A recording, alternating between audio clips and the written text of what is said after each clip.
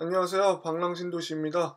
이번 2부에서는 다산 진건지구에 어떤 대중교통이 다니고 떤 분들이 또 살기 좋은지 이런 것들을 한번 알아보도록 하겠습니다. 우선 1003번부터 보시겠습니다. 이 노선은 다산 신도시 진건지구 쪽에서 이제 잠실역 갈 때 꼭 필요한 노선인데요. 잠실역에서는 그 지하에 환승센터 있죠? 거기서 이제 할 수가 있습니다.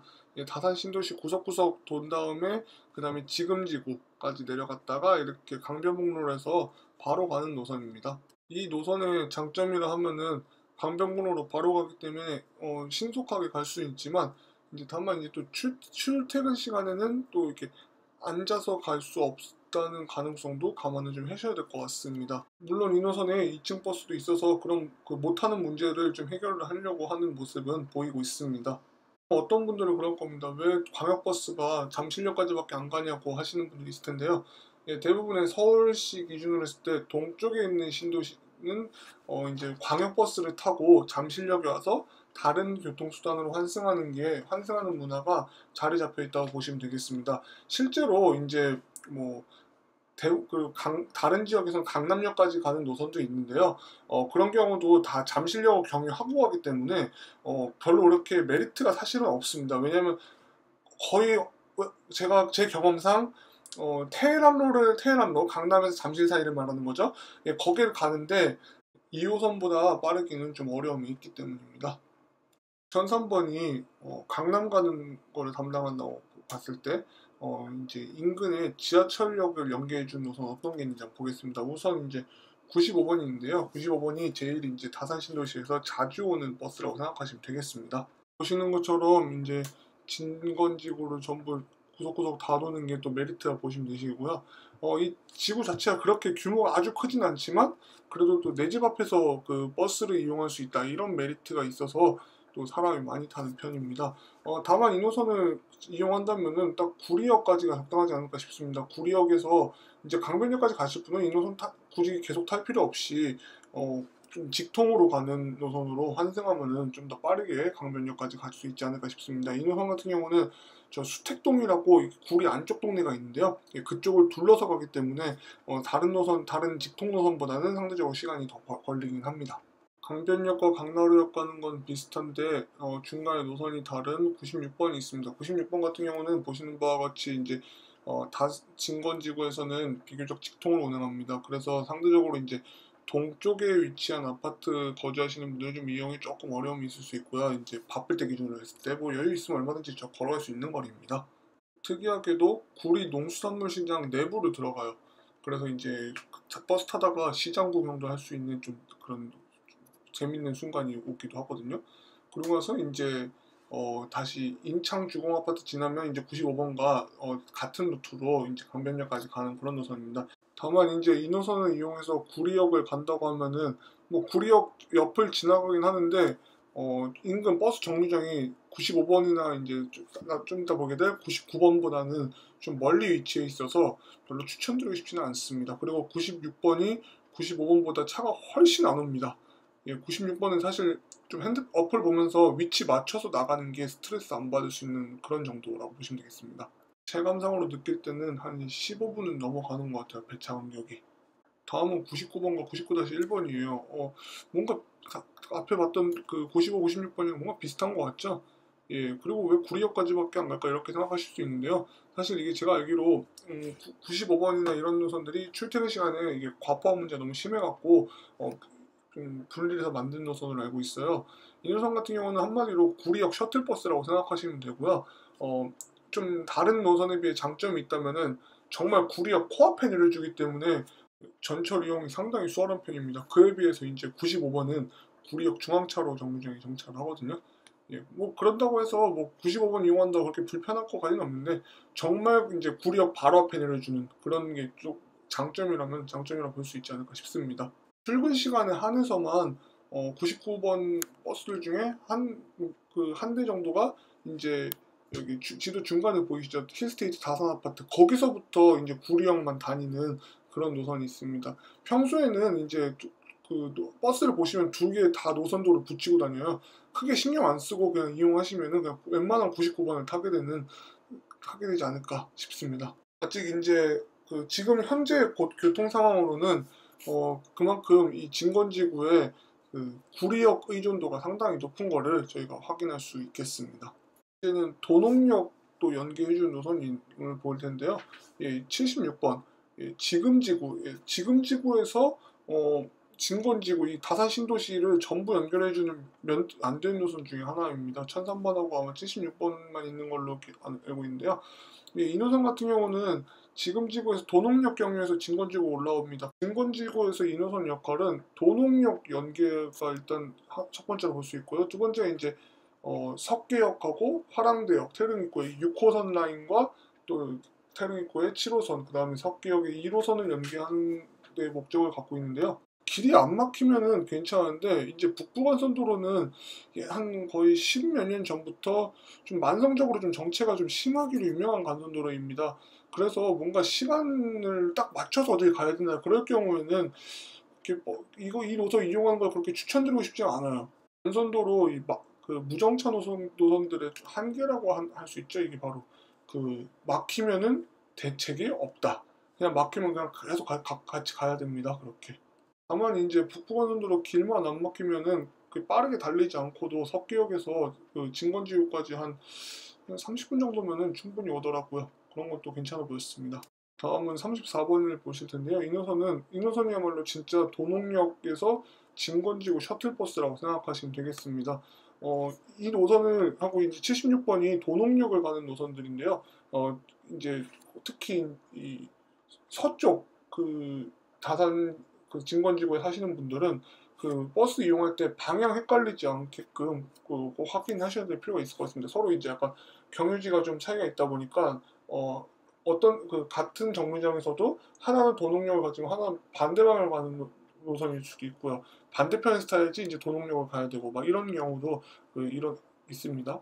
다음은 3번 노선 볼게요. 유일하게 이제 청량리까지 한 번에 가져온 노선이고요.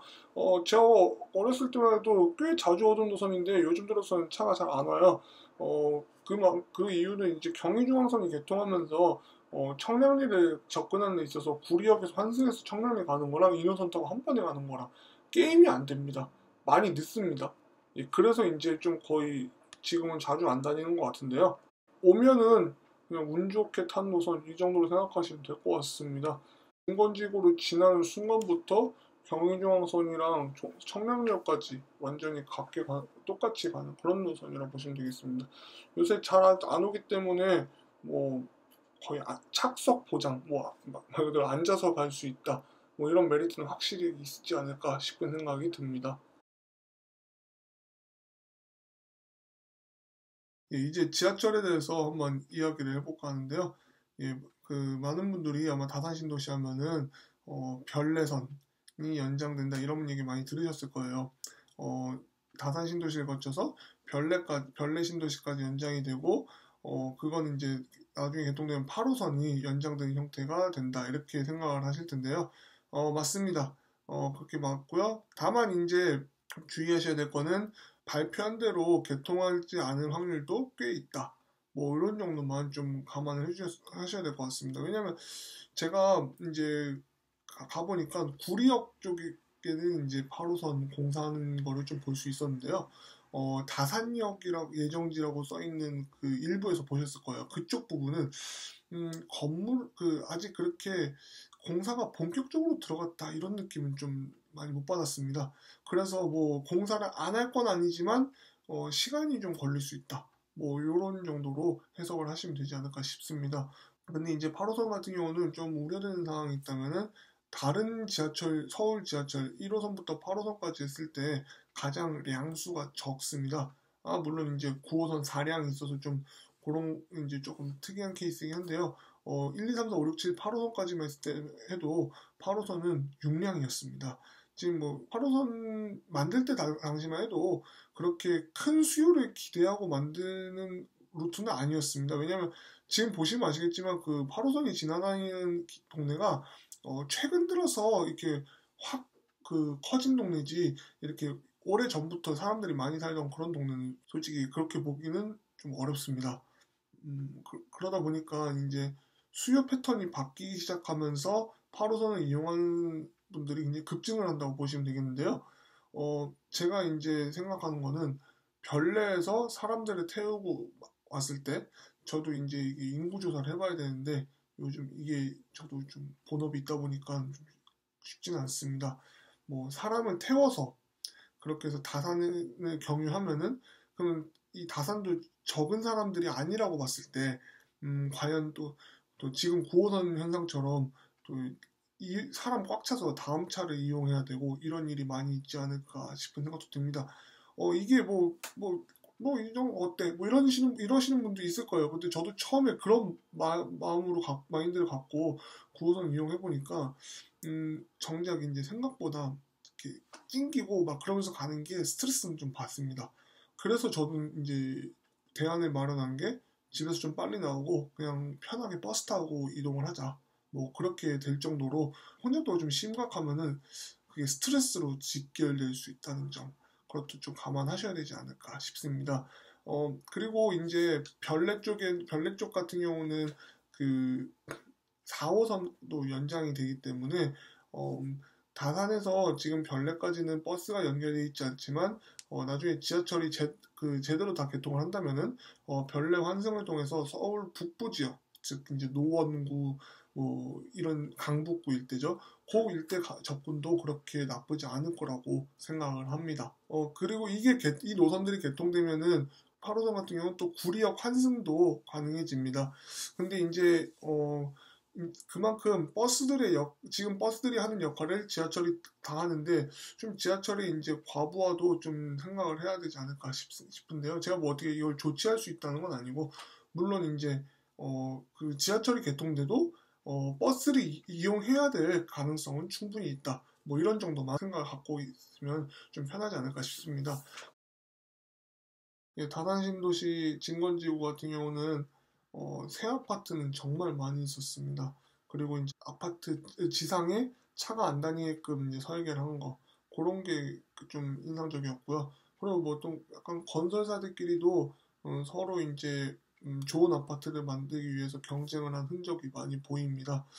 다만 이제 좀 약간 고립돼 있다는 느낌은 좀 지울 수가 없습니다. 상대적으로 이제 서쪽은 구리시가 이제 구리시 옛날 시가지가 그대로 있고 그 다음에 이 도농역이나 구리역 이 인근에 지하철역 있죠. 거기까지 연결되는데도 이 부영 아파트 같은 원래 도농동이라고 했던 그런 그 아파트 단지들이 있습니다. 예, 그런 점에서 약간 좀 갑자기 혼자 약간 생뚱맞은 감이 좀 없지 않아 있는데요.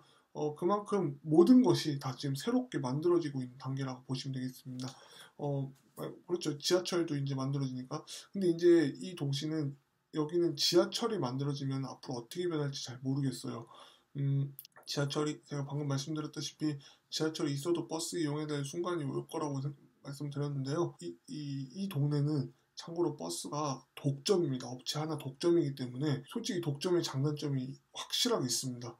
좀 만약에 민원을 제기하거나 뭐 좀 주민들의 요구 사항이 있으면은 비교적 좀 수월하게 일이 처리되는 장점이 있는데 단점이라고 하면은 운수사에서 하나밖에 없으니까 생각을 했을 때 이거 안 될 거라 예상을 해가지고 바로 이제 노선이 뭐 지하철이 개통했다거나 이런 이유로 노선을 이제 간소화시킨다거나 이런 일도 종종 있었습니다.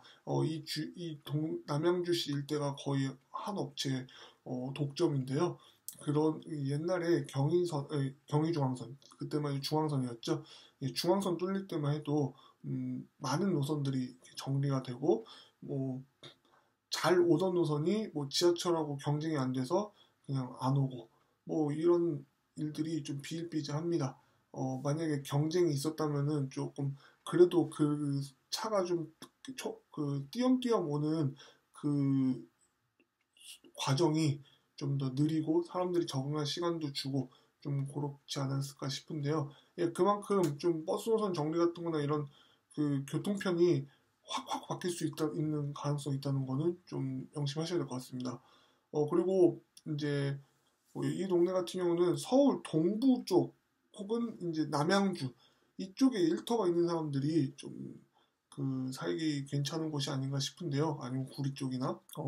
참고로 그 북부간선도로가 출근 시간에 정말 많이 막힌 도로이기 때문에 서쪽으로 넘어가는 일은 좀뭐 없게 해야 확실히 스트레스를 덜 받지 않을까 싶습니다. 특히 자가용 갖고 다니시는 분들 기준으로 했을 때. 그리고 남쪽으로 가는 경우도 이게 강변북 남양주시의 인구는 점점 늘어나고 있는데 그에 비해서 도로가 이렇게 특히 강변북로 같은 경우 그렇게 확장이 많이 안 됐어요. 그러다 보니까 또 정체가 존재하기도 하고요. 그래서 좀 도로망이 뭐 나쁜 건 아닌데 좀 사람이 늘어나는 속도에 비하면은 도로 개선이 좀 늦는 편입니다. 예, 그런 게 전 좀 느껴졌습니다. 왜냐면 이게 제가 이 동네는 좀 어렸을 때부터 많이 와봐서 이게 나름 데이터베이스가 좀 있거든요.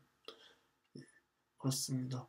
서울 동부라고 하면 이제 뭐 강북에서는 뭐 청량리, 그러니까 동대문구, 그 다음에 광진구, 뭐 요 정도가 서울 동부라고 할 수 있지 않을까 싶습니다. 그리고 남쪽으로는 동남부 쪽은 이제 송파구, 강동구 뭐 이런 정도면은 그렇게 서울로 출퇴근하기 나쁘진 않습니다. 예. 제가 준비한 다산신도시 진관지구 순서는 여기까지고요. 다음에 또 새로운 동네를 가지고 찾아뵙도록 하겠습니다. 감사합니다.